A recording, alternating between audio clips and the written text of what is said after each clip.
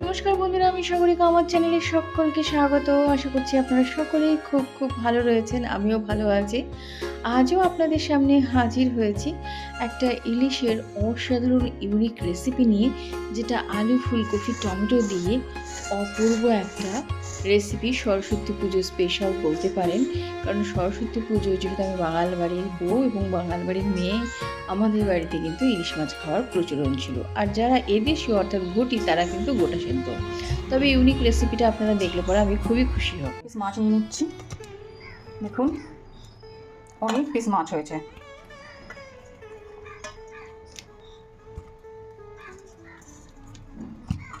আমি এই কয় পিস দিয়েই আজকে রেসিপিটা জাস্ট ট্রাই করবো, দেখবো কেমন। আর বাদ বাকিটা রেখে দিলাম, ভাবলাম এটা একটা অন্য রেসিপি করে আপনাদের শেয়ার করব। ঠিক আছে, দেখুন একটা মাছ থেকে কয় পিস হচ্ছে, তার মানে মাছটা কত বড়। 1 piece, 2 piece, 3 piece, 4 piece, 5 piece, 6 piece, 7 piece, 8 piece, 9 piece, 10 piece, 11 piece. আর লেজা, মাথা, কান কত রয়েছে তো দেখতে থাকুন। দারুণ দারুণ আমি এইভাবে কেটে নিয়েছি, যেমনভাবে কাটে আলু, এই যে এবং টমেটো, আর এই যে মাছ। এবারে আমি ঝটপট রান্নাটা শুরু করব। এর মধ্যে শুধু জিরে আর আদা বাটা দেবো, আর কোনো মশলা গুঁড়ো দেবো না। আর কাঁচা লঙ্কা চিড়ে আর সামান্য একটু কাশ্মীরি লঙ্কার গুঁড়ো দেবো।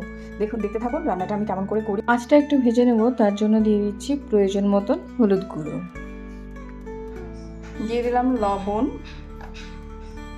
করবো জাস্ট একটু মাখিয়ে নেব। ভাবলাম এই রেসিপিটা যখন করছি আপনাদের একটু শেয়ারই করি। আর অল্প কয়েক পিস রান্না করলাম, এটা রাতের জন্য আমাদের হয়ে যাবে। আমি না যেগুলো ঘরে খাই সেই রেসিপিগুলোই আপনাদের শেয়ার করি, স্পেশালভাবে কোনো কিছু করি না। ওই যেটা খাই যেমনভাবে পারি তেমনভাবে ক্যামেরা করি, কারণ আমার ক্যামেরা ধরার লোক নেই। একা একাই করতে হয়, পুরো বাড়িটাকে সামলাতে হয়, আদার্স আরও ব্যাপার রয়েছে। ডিটেলসে বলবো আপনাদেরকে, একটু চাপের মধ্যে রয়েছে গাইজ, গুছিয়ে নিই, তারপর খুব সুন্দর করে ব্লগ আসবে। শুধু আপনার এটা বসিয়ে দিয়ে দিচ্ছি। এবার হচ্ছে কড়াই যখন গরম হয়ে গেছে, পরিমাণ মতন সরষের তেল গরম হয়ে গেছে, আমি দিয়ে দিচ্ছি মাছগুলো। মানে তেলটা পুরো তেতে গেছে, একটু ছড়িয়ে দিলাম আবারও। এই যে দেখুন, এবার দিয়ে দিচ্ছি মাছগুলো। জাস্ট মাছগুলো একটু সাঁতলে নেব।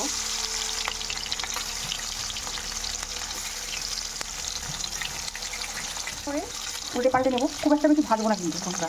দেখুন এইভাবে কিন্তু ভেজে নিলাম।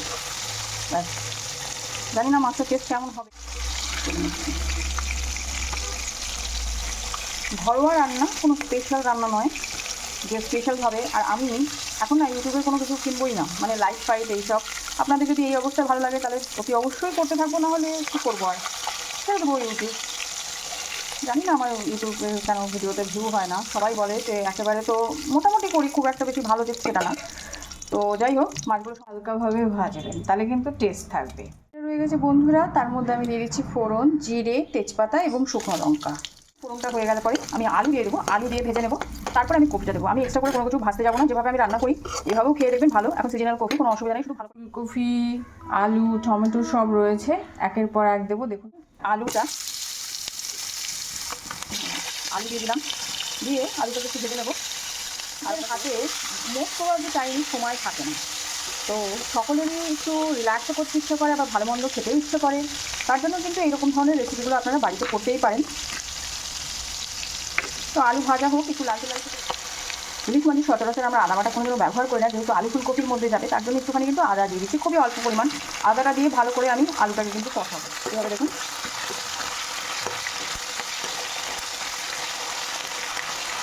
একদম শর্টকাট রান্না। এইসব রান্না দিয়ে দিচ্ছি জিরের গুঁড়ো। দেখুন আমি অল্প পরিমাণে কাশ্মীরি লঙ্কার গুঁড়ো, প্রয়োজন মতন হলুদ গুঁড়ো, লবণটাও দিয়ে দিচ্ছি বন্ধুরা, একবারে অ্যাড করে। আপনারা কপিটা দেওয়ার পরেও দিতে পারেন। এখন দিয়ে দিচ্ছি কয়েকটা টমেটো, নামানোর সময় দেবো। দিয়ে এবারে দেখুন ভালো করে আমি সব মিক্স করে নেবো। কাঁচা লঙ্কাটা অতি অবশ্যই অ্যাড করবো, সেটা হচ্ছে ফুলকপিটা কষানোর পরে। ঠিক আছে, এবারে একটু জল দিয়ে দিচ্ছি, যাতে প্রপারলি সব কিছু মশলাগুলো ভালো করে কষে, পোড়া টোড়া না লেগে যায়। দেখুন কালারটা খুব ভালো আসবে। হ্যাঁ, আমি ফুলকপিটা দিয়ে দেবো, মানে পুরো জলটা শুকনো করবো না, মানে তেল বেরোনোর আগে পর্যন্ত দিয়ে দেবো। দেখুন দিয়ে দিচ্ছি।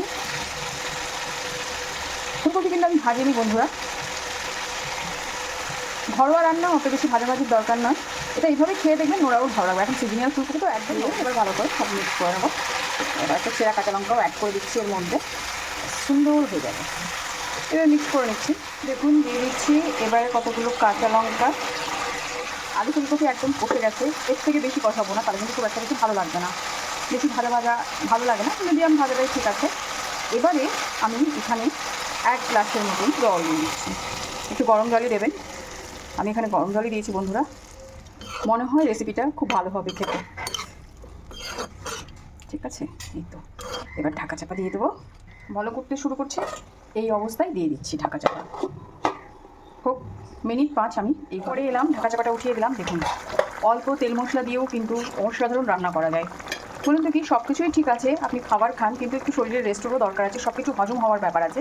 যেরকম হালকা পাতলা রান্না খেতে কিন্তু ইলিশ মাছগুলো অ্যাড করে দিচ্ছি। বুঝতেই পারছেন এটা আমার এক্সপেরিমেন্টাল রান্না ছিল, তো ওই জন্য বেশি মাছ একটা দিইনি। জাস্ট আমি দেখলাম কেমন হয়েছে, কেমন হবে খেতে, খেয়ে নিয়ে আপনাদেরকে রিভিউ আমি নিজেই পুজোর স্পেশাল একটা রেসিপি করলাম, একদম চটজলদি সহজ সরল। তো বাঙাল বাড়ির হচ্ছে ইলিশ মাছ আর ঘটি বাড়ির হচ্ছে গোটা সেদ্ধ। এই হচ্ছে কাঁচা লঙ্কা এবং কয়েকটা টমেটো অ্যাড করে দিয়েছি। অ্যাকচুয়ালি বলুন তো বাঙাল বাড়িতে যে ইলিশ মাছটা রান্না হয় সেটাতে কিন্তু তেল যায় না, ওই বেগুন দিয়ে রান্না করে। তো এনিওয়ে এখানে আমি একটু ইউনিকভাবেই করছি, সব কিছু পরিবর্তনশীল, তো রান্নাও পরিবর্তন হয়ে গেছে। আর শেষে কিন্তু একটু সরষের তেল গরম করে দিয়ে দিচ্ছি রেসিপির উপরে। দারুণ ভাই, দারুণ হবে, দারুণ। ব্যাস এবার একটু ভালো করে ফুটিয়ে নিয়ে ভাজা জিরার গুঁড়ো উপর দিয়ে ছিটিয়ে তারপরে কিন্তু একটা জিরের গুঁড়ো উপর দিয়ে ছিটিয়ে দিলাম বন্ধুরা। এবার আমি ফ্লেমটা বন্ধ করে দিচ্ছি।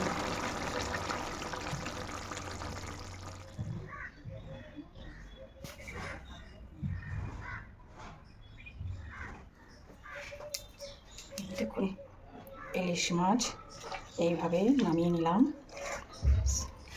সুপার সুপার টেস্টি একটা রেসিপি। আপনারা ভাবছেন নিজের রান্নার কেন প্রশংসা করছি, আমার কিন্তু খেয়ে খুবই ভালো লাগছিল। এইভাবে একটা নতুনত্ব ফ্লেভার পেয়েছিলাম আলু ফুলকপি এই শীতের সময় ইলিশ মাছ দিয়ে। তো যারা যারা আমার ভিডিওটি দেখছেন তাদের সকলকে অসংখ্য ধন্যবাদ। রেসিপিটি একটু কেমন হয়েছে অতি অবশ্যই কমেন্টের মাধ্যমে জানালে ভীষণ খুশি হব। আর আজ এই পর্যন্তই, দেখা হবে নেক্সটে কোনো রেসিপির মাধ্যমে কিংবা ব্লগের মাধ্যমে।